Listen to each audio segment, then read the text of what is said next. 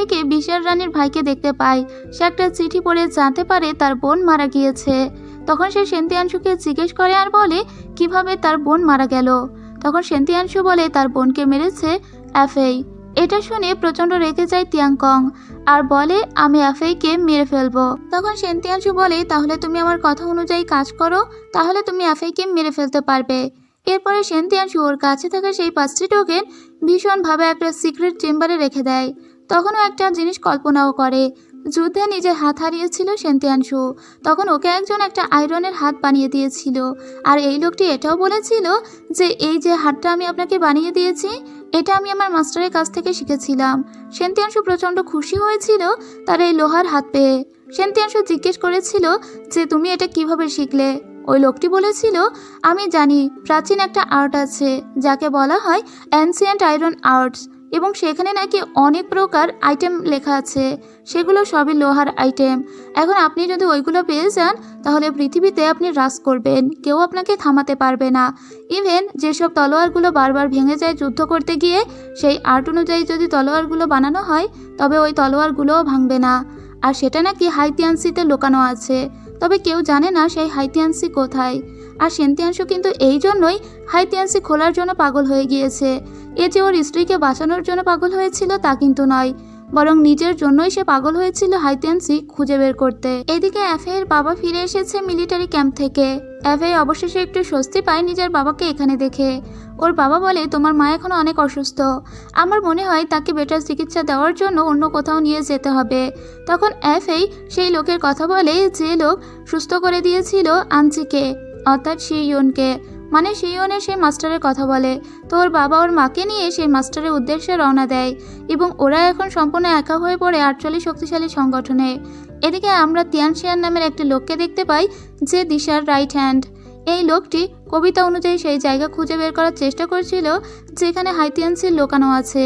ওই কবিতায় পাহাড়ের কথা উল্লেখ ছিল, ঝর্ণার কথা উল্লেখ ছিল, সেই অনুযায়ী ওরা মূলত ওটা খুঁজে বের করার চেষ্টা করলেও কোথাও খুঁজে পায় না। এদিকে অ্যাফেইরা চিন্তা করে দিশার সৈন্যরা ওই জায়গাটা খুঁজে বের করার আগেই তাদেরকে হাইতিয়ানসি খুঁজে বের করতেই হবে। যদিও তাদের কাছে এখন 5টি টোকেন নেই, কিন্তু তার আগে যদি ওরা ওই জায়গায় পৌঁছাতে পারে তাহলে হয়তো ওরা অনেক কিছু পেয়ে যেতেও পারে। তাছাড়া আপনারা কি জানেন হাইতিয়ানসির ভিতরে আর কি আছে? যে বিষ দ্বারা আক্রান্ত শিয়ন সেই বিষকে কিভাবে কাটানো যাবে সেইটার নিয়মও লেখা আছে হাইতিয়ানসির ভিতরে। মানে হাইতিয়ানসির ভিতরে একটা মেডিসিন প্রেসক্রিপশন আছে যেটা এদের সবারই খুব প্রয়োজন। তাই এরা চেষ্টা করে যে সবার আগে হাইতিয়ানসিকে এরা খুঁজে বের করবে। তখন লিলান বলে আমি তো জানি সেটা কোথায়, ওই কবিতাটা আমার মুখস্থ আছে। কিন্তু অ্যাফেওকে বলে তোমাকে যেতে হবে না, কারণ তুমি মার্শাল আর্ট পারো না, তাই তুমি এখন 48 শক্তিশালী সংগঠনেই থাকো। কিন্তু বারবার লিলান যেতে চাইলে উচুচু বলে ঠিক আছে ওকেও আমাদের সঙ্গে আমরা নিয়ে যাই, আমরা 6 জন মিলে যাই। তখন অ্যাফেই বলে ঠিক আছে আমরা 6 জন মিলেই যাব। তখন ওরা সবাই ভীষণ খুশি হয়।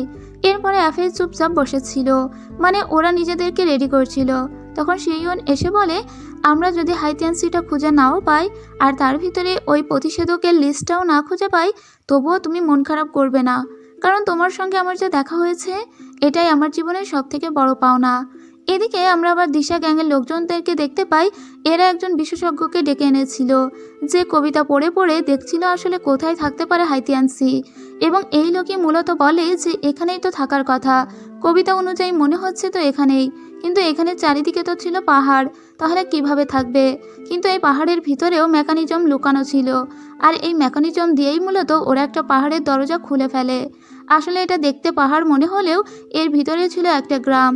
আর এই পাহাড়ের দরজাটা যখন খুলে যায় তখন ওরা সবাই ভীষণ অবাক হয়ে যায়। ভিতরের দিকে গিয়ে ওরা দেখতে পায় ভিতরে একটা গ্রাম আছে এবং সেখানে অনেক মানুষের বসবাস। আসলে এই এলাকাটার নাম হলো বিগ মেডিসিন ভ্যালি, যেখানেই মূলত জন্ম হেচং এর। এই এলাকার মানুষগুলো ভীষণ শান্তিতে থাকতো, তারা কখনো এলাকা ছেড়ে বাইরে বের হতো না। কিন্তু অবশেষে তাদেরকেও দেখতে পেয়ে গেল দিশারা, এবং এখানে এসে তো দিশারা ঝামেলা করবে ওই লোকগুলো বুঝতে পারে। এই লোকগুলো ছিল ভীষণই শান্তিপ্রিয়। তিয়ানশিয়ান বলে আমরা তোমাদের ক্ষতি করতে আসেনি, শুধু তোমরা বলো হাইতিয়ানসি কোথায় আছে, তাহলে তোমাদের কোনো ক্ষতি করব না। কিন্তু ওই লোকজনগুলো তো জানেই না হাইতিয়ানসি কোথায় আছে, তাদের রাজ্যে এটা অবস্থিত, তারপরে ওরা জানে না। কিন্তু তিয়ানকং তখন রেগে গিয়ে বলে তোমাদের সবাইকে আমরা গ্রেপ্তার করছি, যতক্ষণ তোমরা না বোঝো ততক্ষণ তোমরা আমাদের আন্ডারে থাকবে। এদিকে এরা যখন এদিকে আসছিল মানে বিগ মাউন্টেন ভ্যালির দিকে, ঠিক তখনই একটা লেটার আসে। আর ওই লেটারে বলা ছিল শিওনকে এখনই মিলিটারি ক্যাম্পে ফিরে যেতে হবে, কারণ এফএ এর বাবা সেখান থেকে ফিরে এসেছে। তো এখন মিলিটারি ক্যাম্পে কোনো লিডার নেই, সেজন্য শিওনকে যেতে হচ্ছে। আর এফএ এর বাবা অবশেষে সেই লোককে খুঁজে পেয়েছে যে লোক শিওনকেও প্রায় সুস্থ করেছিল। এদিকে শিওন তখন মিলিটারি ক্যাম্পের উদ্দেশ্যে রওনা দেয়, আর এফএ এরা রওনা দেয় বিগ মেডিসিন ভ্যালির উদ্দেশ্যে। তো শিওন ভালোভাবেই পৌঁছে যায় ক্যাম্পে। এদিকে এরা জঙ্গলের পথ বেয়ে বেয়ে খুঁজছিল কোথায় বিগ মেডিসিন ভ্যালি আছে। জঙ্গলের ভিতরে এরা একটা বাচ্চা ছেলেকে লুকানো দেখতে পায়, কিছু মানুষকেও পড়ে থাকতে দেখে। তখন ওরা বুঝতে পারে দিশারা এই পথে গিয়েছে। ওই বাচ্চাটিকে ওরা জিজ্ঞেস করে তোমার বাসা কোথায়। বাচ্চাটি প্রথমে ভয়ে পালাচ্ছিল, কিন্তু পরে ওর বাড়ি কোথায় সেটা এদেরকে দেখাতে নিয়ে আসে। তখন এই ছেলেটি কিছু মেকানিজম ট্রাই করে। আসলে এই পিচ্চি ছেলেটার বাড়ি ছিল বিগ মেডিসিন ভ্যালিতে, আর সেজন্যই তো ও সমস্তটা জানে কিভাবে মেডিসিন ভ্যালির ভিতরে ঢুকতে হয়। তো এদের আর বেশি খোঁজাখুঁজি করা লাগে না, খুব সহজেই ওরা ঢুকতে পারে। কিন্তু অ্যাভে যাওয়ার আগে একটা চিহ্ন এঁকে যায়, যাতে শিওন এখানে আসলে বুঝতে পারে ওরা ভিতরে আছে। এরপরে ওরা ভিতরে প্রবেশ করে। তো ভিতরের গহীন গুহা ভেদ করে ওরা যখন সামনের দিকে আসে, তখন ওরা দিশা শূন্যদের দেখতে পায়। এটাও বুঝতে পারে গ্রামের সমস্ত মানুষদের ওরা আটকে রেখেছে, কিন্তু এরা তো সংখ্যায় কম ছিল। তাই এরা বলে এখনই আমাদেরকে দেখা দেওয়া যাবে না, তার আগে আমাদেরকে দেখতে হবে ওরা কি করার চেষ্টা করছে, আর আমাদেরকে মাস্টার প্ল্যান বানাতে হবে। কিন্তু তার আগে আমাদেরকে খবর দিতে হবে আনপিং আর্মিদের। ওরা যদি কিছু সৈন্য এখানে পাঠায় তাহলে আমাদের খুবই সুবিধা হয়, কিন্তু কে যাবে সেই সৈন্য আনতে?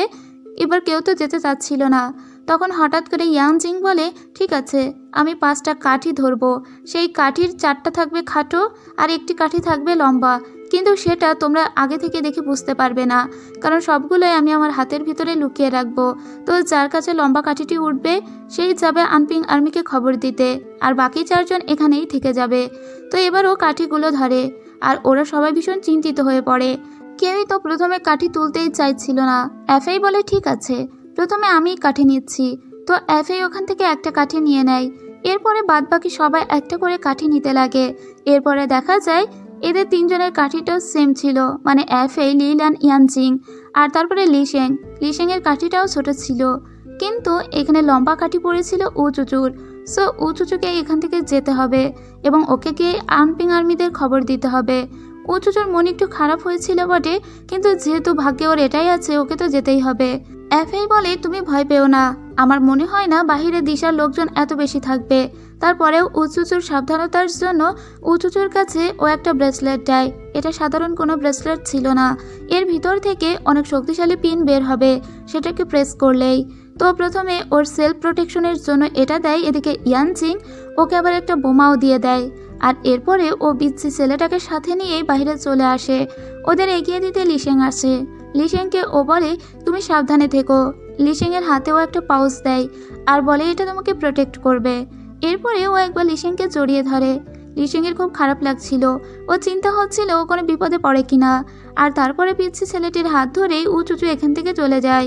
এরপরে লিশেং আবার ভিতরে ফিরে আসে। এরা নিজেদের কাছে আর কি এনেছিল সেগুলো দেখাচ্ছিল। ইয়ানজিং বলে আমার কাছে 2টো বোমা আছে, এগুলো যদি আমি ফাটিয়ে দিই তাহলে ওখানে থাকা আর্মিগুলো পঙ্গু হয়ে যাবে, তাহলে আমরা গ্রামবাসীদেরকে উদ্ধার করতে পারবো। এফএই বলে আর আমি দেখছি তিয়ানকং আর তিয়ানছিংকে কিভাবে আটকানো যায়। এদিকে উচুচু যখন জঙ্গলের ভিতর দিয়ে যাচ্ছিল তখনও কিছু আর্মিদের দেখতে পায়। ও তখন ওর ব্রেসলেটটা ইউজ করে, কিন্তু তখন 2জন আর্মি ওকে ঘিরে ধরে। আর ওর ভাগ্য ভালো, এই 2জন আর্মি দিশা আর্মি ছিল না, বরং এরা ছিল আনপিং সদস্যদেরই লোকজন। এবার এদেরকে দেখা মাত্রই উচুচু চিনতে পারে। উচুচু বলে আমি তো ভীষণ লাকি, কারণ আমি আপনাদের পেয়েছি, আমাকে প্লিজ মিলিটারি ক্যাম্পে নিয়ে চলুন। এদিকে এরা সবাই মুখোশ পরে নিয়েছিল। কয়েকটি সেলের ভিতরে গ্রামবাসীদেরকে আক্রমণ করে আটকে রাখা হয়েছে। প্রথমে লিল্যান এখানে আসে সবাইকে উদ্ধার করতে, কিন্তু লিল্যানের পিছন থেকে আরও একজন আর্মি এসে ওকেও ভিতরে ঢুকিয়ে দেয়। এদিকে এদের 2জনের সঙ্গে ফাইট করতে এসেছিল এফএই ফাইট করছিল। এদিকে শিওনকে দেখতে পায়, ও মিলিটারি ক্যাম্পের কাজ শেষ করে এই গ্রামের ভিতরে অলরেডি ঢুকে পড়েছে, তবে ও এখন কোথাও কাউকে দেখতে পাচ্ছে না। এদিকে লিশেং এসেছিল অন্য আরেকটি ছেলে।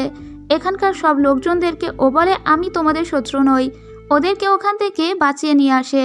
এদিকে যে সেলের ভিতরে লিল্যান আটকে ছিল সেই সেলের ভিতর থেকে কেউ একজন বিন বাজাচ্ছিল, যেহেতু এটা একটা মেডিসিন ভ্যালি, তাই এখানে অনেক ধরনের সাপ আছে, আর এই সাপগুলো দিয়েই ওরা নিজেদেরকে প্রোটেক্ট করে।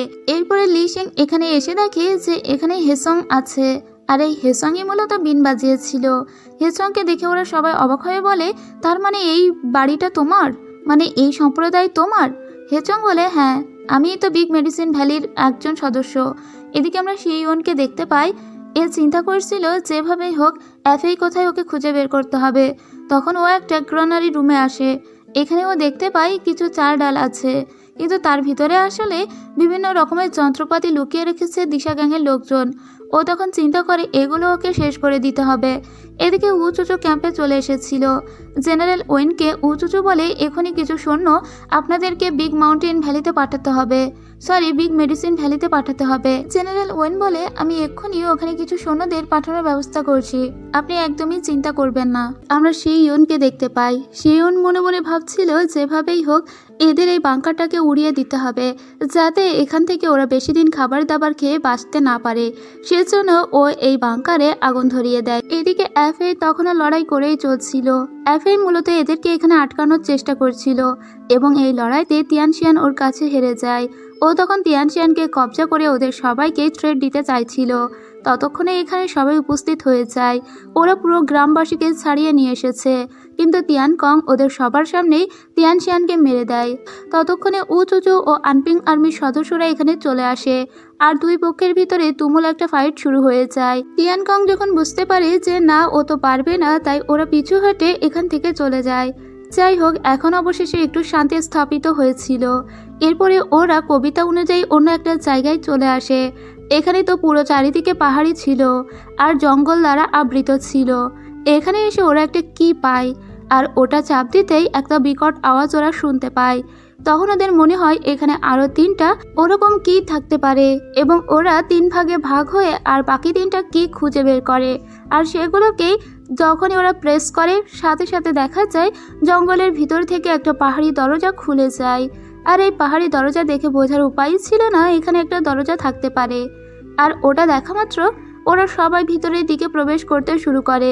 এদিকে সেন্তিয়ানশু যখন জানতে পেরেছিল যে তিয়ানকং হেরে গিয়েছে, তখন সেন্তিয়ানশু ওর উপর খুবই রেগে যায়। তিয়ানকং তখন বলে, আমি আপনার জন্য একটা সুখবর এনেছি, আমি জানি পাহাড়ি রাস্তাটার খোঁজ।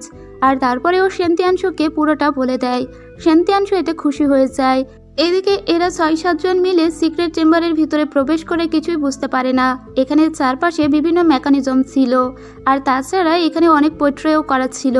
এখানে হঠাৎ করেই একটা জায়গায় প্রেস হওয়ার পরেই নিচে পড়ে গিয়েছিল অ্যাফে এবং শিওন, এবং একটা দেয়াল থেকে বাকিদের উপরে অনেক বেশি কাটা তার এসে নিক্ষেপিত হচ্ছিল।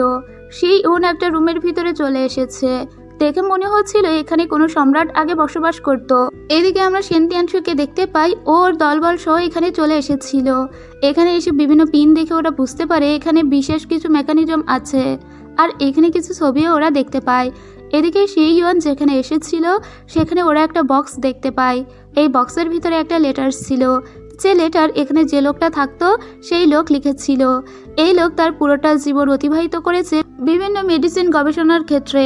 তো এখানে সে লিখে রেখেছিল নীল দংশন বিষটিকে প্রতিহত করতে পারে ফনিক্স পিল, কিন্তু ওদের কাছে তো আর ফনিক্স পিল ছিল না।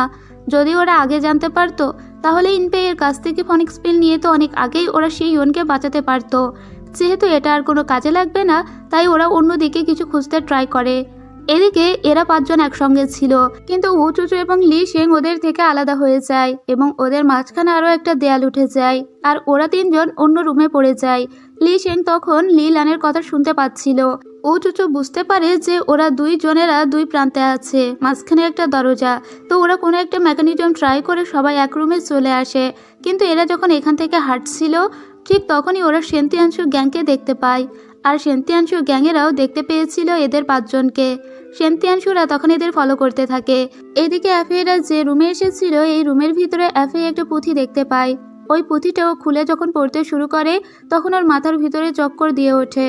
ওকে পুঁথিটা পড়তে বারণ করে শিওন, আর বলে এটা কোনো ইভিল পুঁথি হতে পারে, এটা তুমি পড়ো না। অ্যাফেই বলে, কিন্তু এটা দেখে টাওয়েস মাস্টারের দেওয়া পুঁথিটার মতোই মনে হচ্ছে, আমার মনে হয় না এতে কোনো বিপদ হবে। এদিকে এরা 5 জন এদের সঙ্গে লড়াই করছিল। সেন্তিয়ানশুর লোকজনদের সঙ্গে একাই লড়াই করছিল ইয়ানজিং, আর এরা চারজন মিলে একটা রুমের দরজা খোলার চেষ্টা করে, আর দরজা ওরা খুলতেও পারে। ভিতরে ঢুকে যাওয়ার সাথে সাথেই ওই দরজাটা বন্ধ হয়ে যায়। লিশেং ভিতরে এসে অন্য একটা দরজা খোলার চেষ্টা করেছিল। এখানে দুইটা একই রকমের মেকানিজম ছিল। ভাগ্য যদি সহায় থাকে তাহলে যে কোনো একটা মেকানিজমে অন্য একটা দরজা খুলে যাবে, আর যদি ভাগ্য খারাপ থাকে তাহলে এই রুমের ভিতরে হয়তো বিভিন্ন রকমের মেকানিজম থেকে ওদের উপরে আঘাত আসতে পারে। তবে ওদের ভাগ্য ভালোই ছিল, তাই ওরা একটা মেকানিজম ঘুরিয়ে অন্য একটা রুমে চলে যায়। কিন্তু এখানে যে মেকানিজম ঘুরিয়ে ওরা এই রুমে এসেছে, লিশেং ওটাকে ধ্বংস করে আসে, যাতে সেন্তিয়ানশু ওই মেকানিজমটা খুলে এই ঘরের ভিতরে ঢুকতে না পারে। সেন্তিয়ানশুর লোকজন বাকি যে মেকানিজমটা ওখানে পড়েছিল সেটাকে যখন খোলে, ঠিক তখনই ওদের উপর থেকে চার প্রান্ত থেকে আঘাত আসতে শুরু করে। সেন্তিয়ানশু এবার ব্যাপারটা বুঝতে পারে। সেন্তিয়ানশু বলে, যে কোনোভাবেই হোক যেই সেই মেকানিজমে হাত দেওয়া যাবে না, তাহলে আমাদের উপর অতর্কিত হামলা হবে, কারণ এই রুমের চারপাশে বিভিন্ন মেকানিজম আছে। এদিকে এফএই তখনও তপস্যা করছিল। সেই ওকে বারবার ডাকলেও ওর কোনো সাড়া শব্দ পায় না। অন্যদিকে লিশেং ট্রাই করছিল যে এখানকার ব্যাপারটা বোঝার, কোথায় আছে হাইতিয়ানশু সেটা খোঁজার। এদিকে এফএই তো তখনও পর্যন্ত ভীষণভাবেই চুপচাপ তপস্যা করে যাচ্ছিল এবং ও একটা ঘোরের ভিতরে আটকে ছিল। এদিকে সেন্তিয়ানশুরা যখন দরজা খুলতে না পারে তখন ওরা দরজা ভেঙে ভিতরে প্রবেশ করে। আর এখন এরা দুই দল মুখোমুখি, কেউ কোথাও আর পালাতে পারবে না, কারণ পথ এখানেই শেষ হয়ে গিয়েছে, আর এখানে হাইতিয়ানশু আছে। তখন সেন্তিয়ানশু বলে, আমি তোমাদেরকে মারবো না, যদি হাইতিয়ানশিটা তুমি আমাকে খুলে দাও তাহলে আমি এখান থেকে তোমাদের বেঁচে ফিরতে দিব। লিশেং বলে, আচ্ছা ঠিক আছে, কিন্তু হাইতিয়ানশি খোলার পরে ওর ভিতরে যে মেডিসিন পুঁথিটা আছে সেটা আমাদেরকে দিয়ে দিতে হবে, আর বাদবাকি যা কিছু থাকবে সেগুলো আপনি নিতে পারেন। সেন্তিয়ানশু ওকে কথা দেয় মেডিসিন পুঁথিটা এদেরকে দিয়ে দিবে এবং বাদবাকি যা থাকবে সেগুলো সেন্তিয়ানশু নিয়ে নেবে। আসলে লিশেংই পারতো এই হাইতিয়ানশি খুলতে, কারণ লিশেং টাওয়েস মাস্টারের সঙ্গে অনেক দিন থেকেছে। টাওয়েস মাস্টারের কাছ থেকে ও অনেকগুলো কৌশলও রপ্ত করেছে, আর সেই সব বিদ্যা ওর আজকে কাজে লাগছে। ও তো নিজেও জানতো না টাওয়েস মাস্টার ওর অজান্তেই ওকে কত বড় বিদ্যা শিখিয়ে দিয়ে গিয়েছিল। এখানে অনেক বড় একটা লকার ওপেন হয়। এই লকারের ভিতরে 5টা পোর্শন ছিল, আর ওই 5টা পোর্শনে আলাদা আলাদা করে 5টা টোকেন দিতে হবে। তারপরেই ওই লকারটা খুলে যাবে এবং তারপরে হাইতিয়ানশিও ওপেন হয়ে যাবে। লিশেং এখন সেন্তিয়ানশুকে বলে, আমার সেই 5টা টোকেন এখন চাই, কারণ হাইতিয়ানশি খুলতে গেলে ওই 5টা টোকেন অবশ্য প্রয়োজন। সেন্তিয়ানশু বলে ঠিক আছে। সেন্তিয়ানশু ওর কাছে 5টি টোকেন দিয়ে দেয়। এরপরে 5টি টোকেনের ভিতরে থাকা ছোট ছোট সিলগুলো বের করে নেয় লিশেং, আর সেই 5টি টোকেন নিজের হাতে রেখে ও বুঝতে পারে না যে এগুলো ঠিক কোথায় কোথায় স্থাপন করবে আর কোনগুলো আগে স্থাপন করবে। তখন ওর টাওয়েস মাস্টারের শেখানো আরও কিছু কৌশলের কথা মনে পড়ে। টাওয়েস মাস্টার কিন্তু অনেক আগেই ওকে একটা বিদ্যা শেখানোর নামে কিভাবে হাইতিয়ানশি খুলতে হয় সেটা শিখিয়ে দিয়েছিল। প্রথমে দক্ষিণ দিক থেকে শুরু করতে হবে, তারপরে উত্তর, তারপরে পশ্চিম, তারপরে পূর্ব, আর শেষে যেটা বাকি থাকে। এভাবেই মূলত হাইতিয়ানশি খুলে যাবে। আর সত্যি সত্যি তাই হয়। হাইতিয়ানশি যখন খুলে যায় তখন একটা মূলত রুম খুলে গিয়েছিল। এদিকে এফএরও জ্ঞান ফিরে আসে সেই মুহূর্তেই। এফএই বলে, এটা একটা টেকনিক, যুদ্ধবিদ্যা জগতের অনেক বড় একটা কৌশল ছিল এটা। এদিকে সেন্তিয়ানশু সেই রুমের ভিতরে প্রবেশ করে। এখানে একটা বক্স রাখা ছিল। সেন্তিয়ানশু আস্তে আস্তে বক্সটার কাছে যায়, আর এই বক্সের ভিতরেই মূলত রাখা ছিল দুটো পুঁথি। একটা ছিল অ্যানসিয়েন্ট আয়রন আর্টস, আর আরেকটা ছিল স্ক্রিপচার অফ মেডিসিন। লিশেং সেন্তিয়ানশুকে বলে, আমাকে ওই মেডিসিন কপিটা দিন, কারণ ওটা আপনি আমাকে দিতে চেয়েছিলেন, আর বাদবাকি যেটা থাকবে সেটা আপনি নেবেন। আসলেই তো অ্যানসিয়েন্ট আয়রন আর্টসের প্রতি সমস্ত রকমের নজর ছিল সেন্তিয়ানশুর। সো মেডিকেল রিলেটেড বইটা তো ওর দরকারই নেই। কিন্তু ও লিশেংকে বলে, আমি তোমাকে কথা দিয়েছিলাম দিব, কিন্তু এখন আর আমি দিব না। যদি তুমি কিছু নিতে চাও তাহলে তোমাকে তার জন্য লড়াই করে সেটাকে জয় করতে হবে। তো শুরু হয়ে যায় দুই পক্ষের লড়াই। ততক্ষণে এখানে এফআইও চলে আসে। এখানে ধুমধুমার মারামারি শুরু হয়ে যায়, কিন্তু তখন এই পুরো গুহাটা আস্তে আস্তে ভেঙে পড়তে শুরু করে। এফএই তো সেই পুঁথিটা ধরে টানাটানি শুরু করে দিয়েছিল। আর কোনো উপায় না পেয়ে এফএই ওর তলোয়ার দিয়ে ওই পুঁথিটাকে 2 খণ্ড করে দেয়। তো 1 খণ্ড চলে আসে এফএই এর হাতে, আর 1 খণ্ড চলে যায় সেন্তিয়ানশুর হাতে, এবং দুটি পুঁথিরই অর্ধেক অর্ধেক করে দুইজনের কাছে চলে গিয়েছিল। ওরা খুব দ্রুত ওখান থেকে বের হয়ে বাইরে আসে, কিন্তু শিইয়নকে কবজা করে নিয়ে গিয়েছিল সেন্তিয়ানশুর লোকজন। তখন এফএই বলে, সেন্তিয়ানশু শিইয়নকে আটকে রেখেছে ঠিক, কিন্তু আমি তো জানি সেন্তিয়ানশু কি চাই। সেন্তিয়ানশু এই আয়রন আর্টস চাই, কারণ সেন্তিয়ানশুর সবসময় ইচ্ছা ছিল এই আয়রন আর্টসকে সে খুঁজে বের করবে। তো আমি এই আয়রন আর্টসটা নিয়ে যাব। আর স্ক্রিপ্টারটাই হেচংয়ের কাছে দিয়ে বলে সে যেন ঔষধ তৈরির সমস্ত উপকরণগুলো খুঁজে বের করে। এদিকে সেন্তিয়ানশু সেই আয়রন আর্টসের অর্ধেক বইটা পড়ছিল আর শিওনকে নিজের নিজস্ব কারাগারে আটকে রেখেছিল। তো সুযোগ বুঝে শিওনের সঙ্গে অ্যাফেই দেখা করতে আসে। অ্যাফেই তখন শিওনকে বলে আয়রন আর্টসের সমস্তটাই মুখস্থ করে নিতে, আর শিওনও দ্রুত করে ওটা মুখস্থ করে নেয়। কারণ এখানে সেন্তিয়ানশু ওদের সঙ্গে যে গেমটা খেলতে চাইছে সেই উল্টো গেম ওরা সেন্তিয়ানশুর বিরুদ্ধে খেলবে। এখন আয়রন আর্টসের সমস্তটাই মুখস্থ করে ফেলেছিল শিওন। আসলে শিওন এবং অ্যাফেই এরা একটা মাস্টার প্ল্যান করেছে। সেন্তিয়ানশু কিন্তু বুঝতেও পারে না এদের প্ল্যানটা। সেন্তিয়ানশু তো জানতেও পারে না অ্যাফেই চুপি চুপি দেখা করতে এসেছিল শিওনের সঙ্গে। পরদিন সকালবেলা অ্যাফেই আসে সেন্তিয়ানশুর সঙ্গে দেখা করতে। ও সেন্তিয়ানশুকে বলে তুমি আয়রন আর্টসটা চাও তাই না, তাহলে তুমি শিওনকে ফিরিয়ে দাও, সাথে ওই মেডিসিন পুঁথিটাও ফিরিয়ে দাও, তাহলে আমি তোমাকে এই পুঁথিটা ফিরিয়ে দেব। কিন্তু সেন্তিয়ানশু দিতে রাজি না হলে অ্যাফেই ওই আয়রন আর্টসের পুঁথিটা পুড়িয়ে দেয় আর সেটাকে নিচে ফেলে দেয়। সেন্তিয়ানশু দ্রুত করে গিয়ে আগুন নিভিয়ে সেটাকে উপরে তুলে দেখে ওর অনেকটা অংশই পুড়ে গিয়েছে। অ্যাফেই তখন বলে যেহেতু এই পুঁথিটা পুড়ে গিয়েছে কিন্তু তবুও ব্যাপার না, কারণ শিওন ওই পুরো পুঁথিটা মুখস্থ করে ফেলেছে। যদি তোমার বিশ্বাস না হয় তাহলে ওর মুখস্থ বিদ্যা তুমি শুনতে পারো। তো শিওন যখন পড়ে পড়ে শোনায় তখন বুঝতে পারে এই লোক আসলে শিওনের পুরো পুঁথিটা মুখস্থ হয়ে গিয়েছে। সেন্তিয়ানশু আবারও কিন্তু এদের কাছে হেরে গেল। সেন্তিয়ানশু বুঝতে পারে যে কোনোভাবেই শিওনকে ও আর মারতে পারবে না, কারণ শিওনকে মেরে ফেলে তো আয়রন আর্টসের সমস্ত পুঁথিগত বিদ্যাই নষ্ট হয়ে যাবে। তখন ও বলে ঠিক আছে, শিওন যদি আমার জন্য একটা লোহার তরবারি বানিয়ে দিতে পারে তাহলে আমি বিশ্বাস করব যে সে সত্যি পুঁথিটা মুখস্থ করে রেখেছে। তাই এবার শিওন একটা বানাতে লাগে অস্ত্র, আর ওকে দেখে দেখে এখানে একটা কারিগর ঠিক করে রেখেছিল সেন্তিয়ানশু। সেই কামার শিওনকে দেখে দেখে আরও একটা সেম অস্ত্র তৈরি করতে লাগে। সেন্তিয়ানশু নিজে ওখানে উপস্থিত ছিল। শিওন যে অস্ত্রটা তৈরি করছিল সেটা ও অ্যাফেইকে দিবে, আর ওকে দেখে দেখে কামার যে অস্ত্রটা তৈরি করছিল সেটা সেন্তিয়ানশুর কাছে দিবে। এদিকে আমরা লিলানকে দেখতে পাই। এ একা একা যখন রাত্রেবেলা বসেছিল তখন এর কাছে আসে ইয়ানজিং। ইয়ানজিং এসে বলে আজকে আমি তোমাকে একটা কথা জানাতে চাই। ওর ভালোবাসার কথাটা ওকে জানিয়ে দেয়।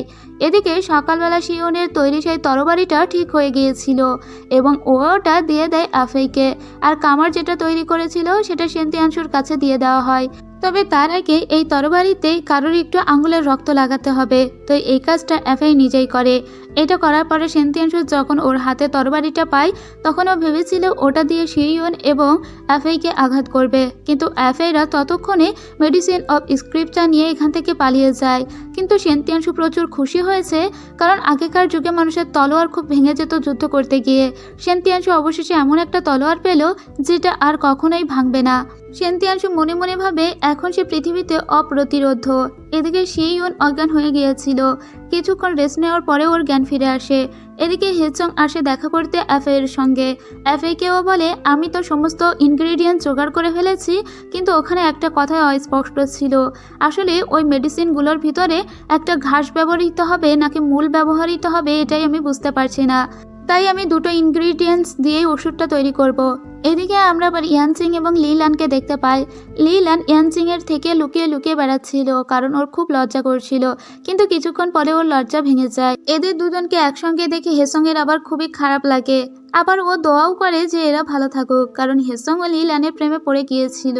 তো বেচারা প্রেমে এখন ছ্যাঁকা খেয়ে পড়াশোনায় মনোনিবেশ করে। ওকে বড় ডক্টর হতে হবে, বিষাক্ত বিষের প্রতিষেধক তৈরি করতে হবে। ওর কি এখন প্রেম করার সময়?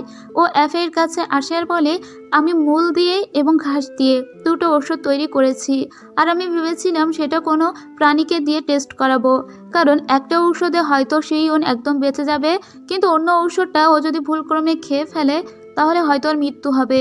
তবে আমি তো জানি না ওই বিষের প্রতিষেধকটা আসলে ঘাস দিয়ে তৈরি নাকি মূল দিয়ে তৈরি। এখন আমি কি করব?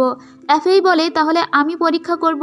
যেহেতু কোনো প্রাণী এটা পরীক্ষা করতে পারবে না, মানে তাদের শরীর খুব দুর্বল, তাহলে আমি এটা পরীক্ষা করি। হেচং বলে কিন্তু তুমি তো সুস্থ স্বাভাবিক মানুষ, একজনকে বাঁচাতে গিয়ে আমি তোমাকে মেরে ফেলতে পারি না।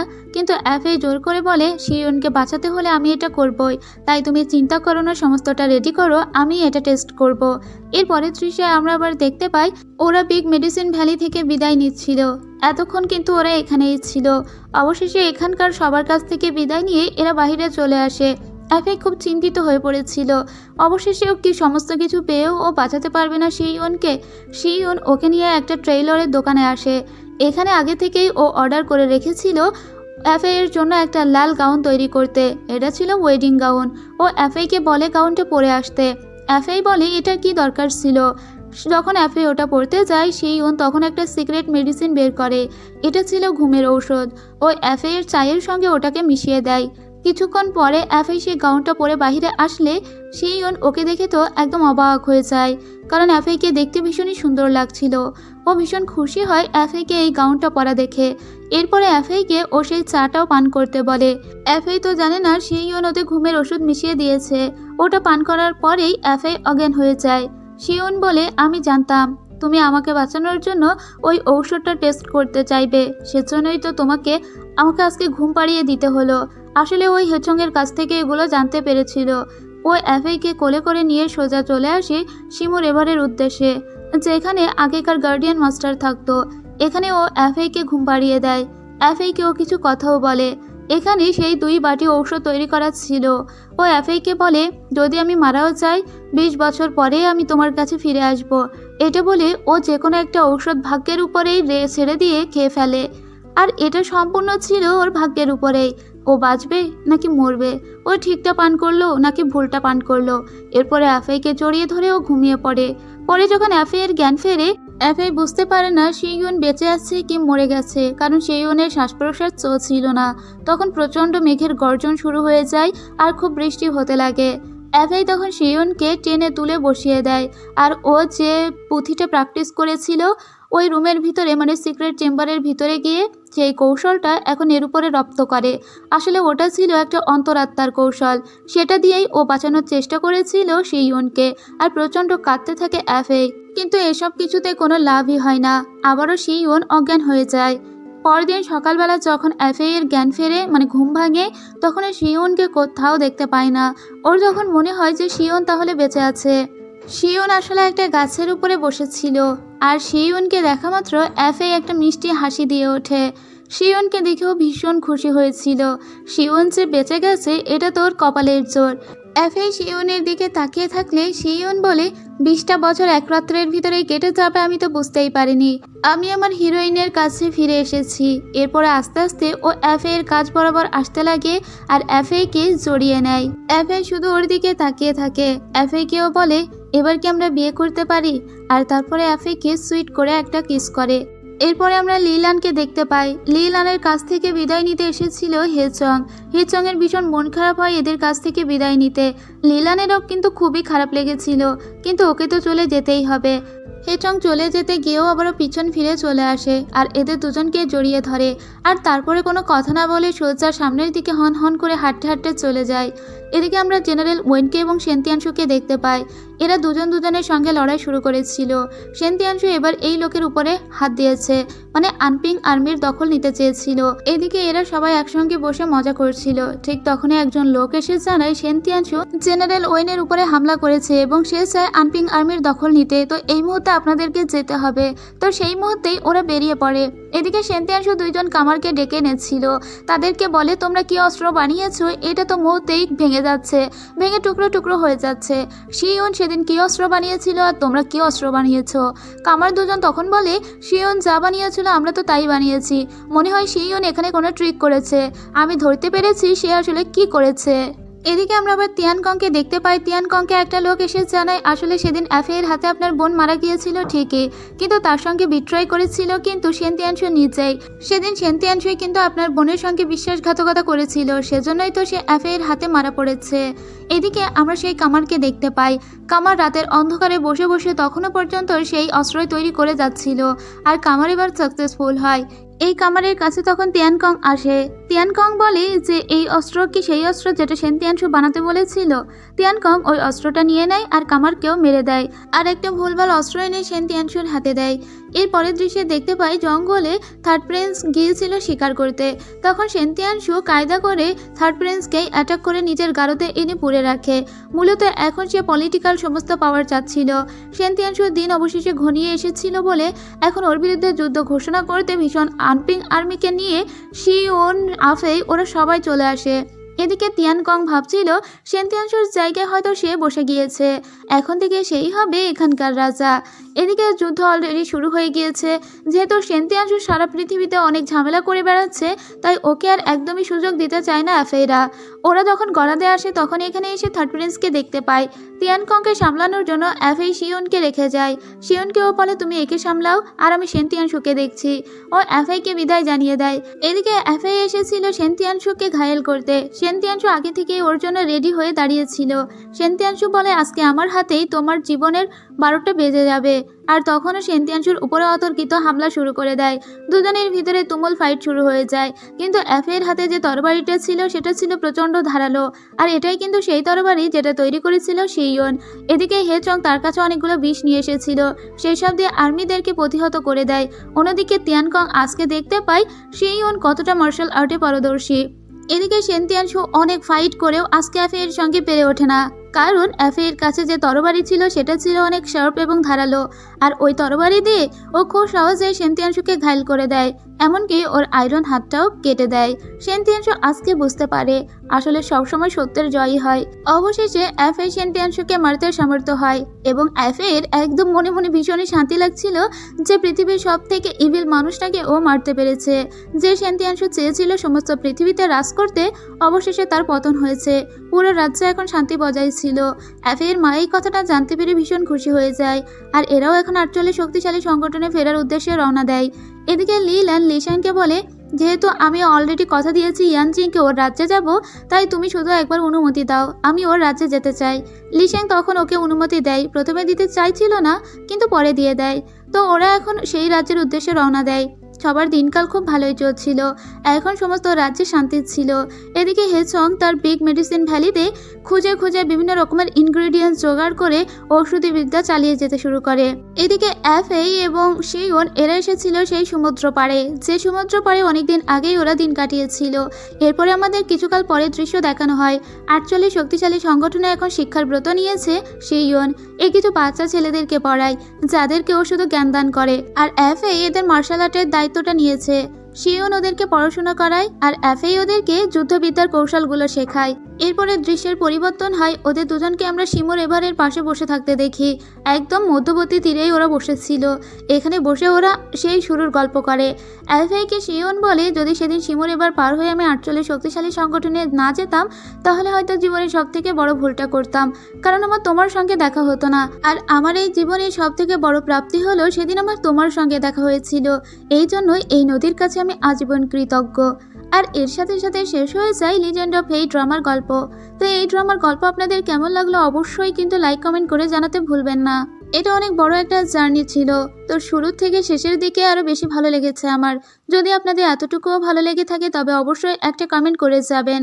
যারা আমার চ্যানেলে একদম নতুন তারা চাইলে চ্যানেলটিকে সাবস্ক্রাইব করে আরও সুন্দর সুন্দর গল্প শোনার জন্য বেল নোটিফিকেশন অন করে রাখতে পারেন।